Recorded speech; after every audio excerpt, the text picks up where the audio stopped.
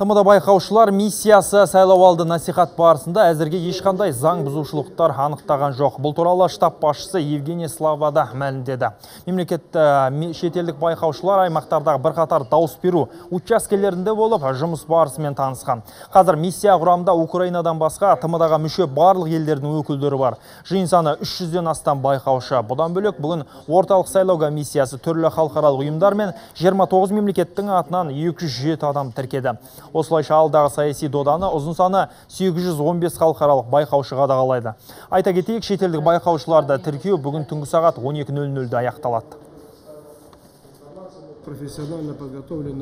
Миссия құрамындағы байқаушылардың кәсіби деңгейі жоғары. Олар сайлау күні барлық өңірді қамтуды жоспарлап отыр. Байқаушылар дауыс беру барысын және бюллетендерді есептеп, нәтижесін шығару кезінде әділ болуын қадағалайды. Сайлау процесі жайлы ақпарат штабқа 3 сағат сайын жіберіліп отырады. Оның нәтижесін біз бұқаралық ақпарат құралдарына жариялайтын боламыз.